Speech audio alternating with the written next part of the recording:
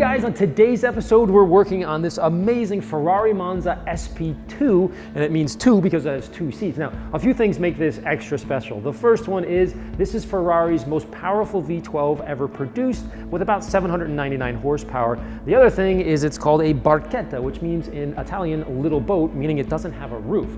So from a detailing perspective, we have to think about how are we going to clean and polish a car that one, doesn't have a roof, and two, doesn't have a windshield. So that and a whole lot more on this episode of Drive and Protect.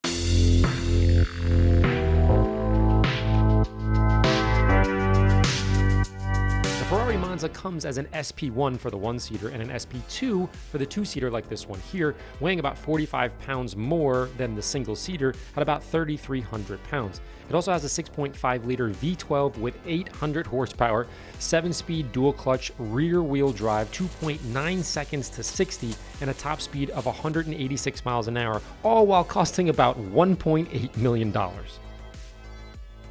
And for that kind of dough, you also get scissor doors and a specially designed carbon fiber helmet, which sort of makes sense because of the, whole no roof thing.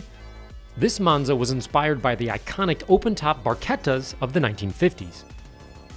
The 166mm Barchetta open race car was first debuted in 1948 at the Turin Motor Show as the Spider de Corsa, and later established the Ferrari name by winning the 24-hour Le Mans, the Spa 24, the Mille Miglia, and all of this was done the following year in 1949. So much like the 599 GTB Fiorano 60 F1 episode from a few weeks ago, that was a tribute for Ferrari's first F1 win in 1951, the Monza here today was inspired by the open-top race cars that established Ferrari on the world stage during the gentleman racing era of the 40s through the 60s. As I mentioned earlier, barchetta means a small speedboat in Italian, which basically have no windshields or super small windscreens, if anything at all.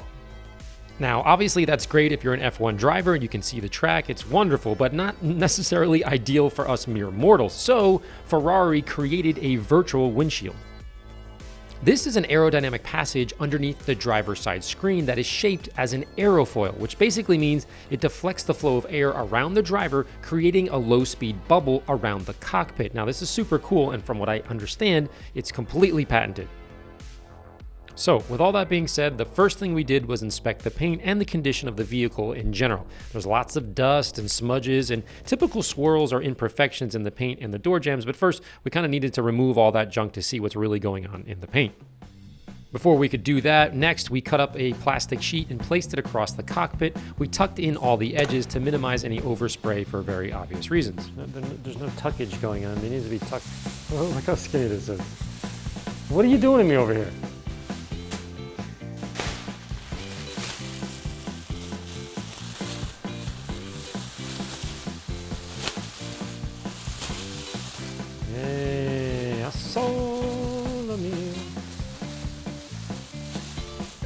First, I started on the wheels and I sprayed water on them because there's really no chance of them sort of getting into the cockpit. It was very low on the car. Then I used my wall-mounted foamer, which is sort of similar to the Pro Foamer, but now it's permanently mounted to the wall and hard piped with a black hose off the main line, and then it goes into the thing called a flow jet and a valve system that connects to a 5-gallon bucket or a pail underneath for more permanent or fixed base location setup. It's pretty cool.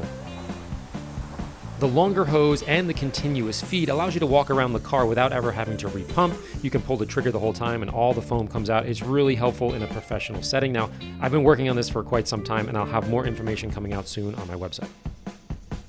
From there, we gently remove frothy with clean microfiber towels. Once the paint was basically dry, you can see a little bit of leftover frothy in the seams and the cracks and crevices, that kind of thing, which is totally normal. It'll evaporate, or if you want to use compressed air, you can do that too. Now you can really see the paint and it looks good at first glance, meaning you're standing 6 feet away, that kind of thing. But upon closer inspection, there's deeper scratches than we originally noticed before when there was dust and dirt on top of it. To remove those scratches, we first tried a yellow wool pad with yellow polish on a 21 to go after some of the deeper issues, but we wanted to stay a little bit not so aggressive. That's why we used the yellow polish. After the first 1 or 2 passes, the minor stuff was removed, but the rids, what we call random isolated deep scratches, were so deep that we needed to do a few more strategic passes with the wool pad, and they came out slowly. Okay, at this point, we've spent a little bit of time polishing the paint to sort of get an idea of where this is on the spectrum of hard versus soft. Now, we've had a couple of videos on that. If you did, I would agree with you. This is way too fast for a normal situation. It's very easy for some people to say, you know, Ferraris are very hard, or this car is very soft. You can't really do that all the time. Now, if you had to put my feet to the fire, typically speaking, Ferraris tend to be a little bit on the soft side, meaning the paint, so you can polish them out, but they tend to scratch a little bit easier. Makes sense. This one here is actually harder than most Ferraris. So what we need to do is we're using a yellow wool pad on the 6-inch 21 large throw, and we're using right here DA Fine, and it's coming out really great. So in theory, I could almost stop here before we put clear bra on it, but we're gonna go one more step just to, you know, maybe the last 5%, 1%, use the DA Fine with the pure, and it's gonna look absolutely stunning. Once we finish the larger areas, then we switch to the 3-inch machines and even a 1-inch rotary on the Nano for the mirror and the other tight spots.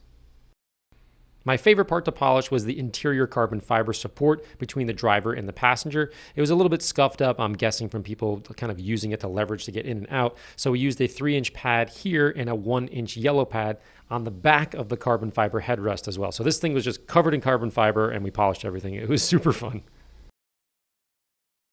Okay, so this is kind of cool, and it's a perfect example of sanding marks from the factory. They're very subtle, but if you turn off all the lights and have just one light in your hand, let's say, you can see just a little bit of the tick marks on the edges. The edges are usually the hardest spot to sand properly, so if you look closely, you can see them.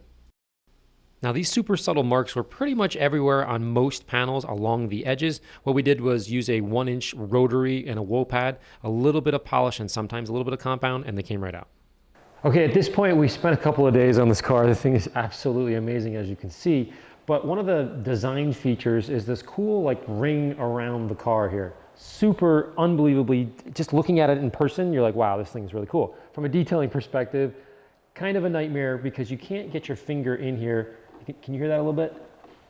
See, it's not very smooth, meaning I can't really go in. I'm rubbing both sides here as opposed to hitting the bottom. Now this black is very bright. You get into the car, you see it. So one of the ways that we're figuring this out is you can take a block, a sanding block, you can wrap it, and you can either do long ways. In this case, I like to do just the edge right here that fits in perfectly. Again, you're not pushing very hard, just getting to the bottom and kind of going back and forth. Now you want to put a little bit, in this case we're using DA Fine, you fill this up just like you would a pad, put it on there, you blow it out, make sure that it's primed, so to speak. Now, if you want to get a little bit more technical and you're in maybe there's a scratch and you can't really get it with this, you can use something here, but again, you might want to round these edges off just a little bit, but figure something out. I'm not going to do it, but figure something out that can get in there and slowly go back and forth and create that agitation that you would, same kind of idea that you would do with a 1-inch, but this thing is so small, you literally can't get your finger in, but it's turning out pretty great. But we have a lot of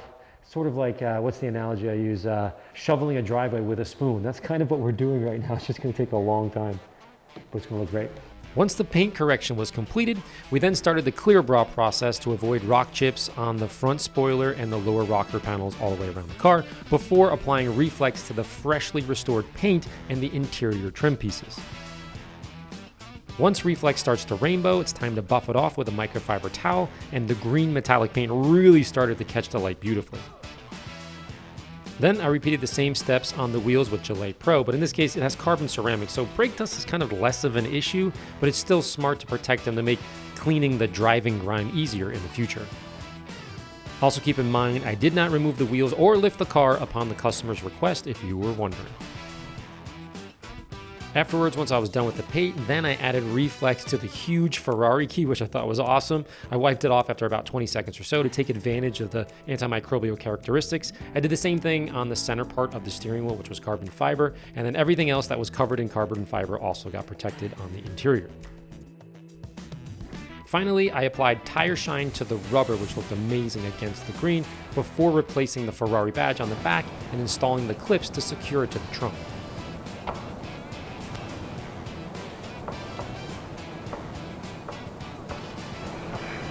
With day 3 coming to a close, the paint looked absolutely gorgeous, especially in this color combo that I've never seen before.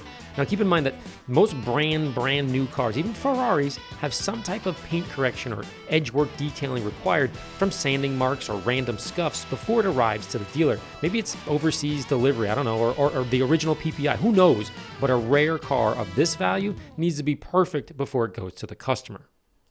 Speaking of delivery, the next morning, my buddy Devin from Brendel's Towing showed up with my favorite enclosed car carrier. Aside from laying flat on the ground to minimize the issues with super low cars, the trailer opens all the way up, so getting in and out of the car or bumping the car door once inside is a non-issue.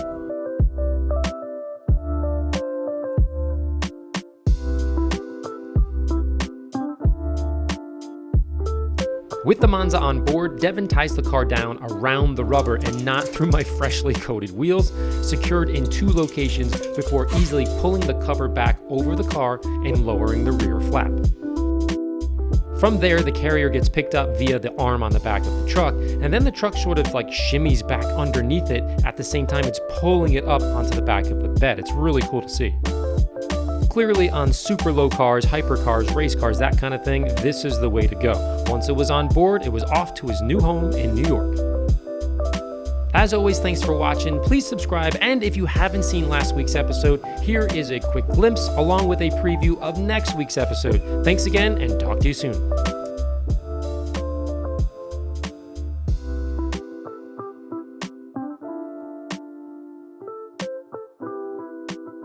This is a hubcap off a Tesla, which we're working on over there, 18-inch. Just to give you a little perspective, I mean, come on, have you ever seen anything like that? It's insane.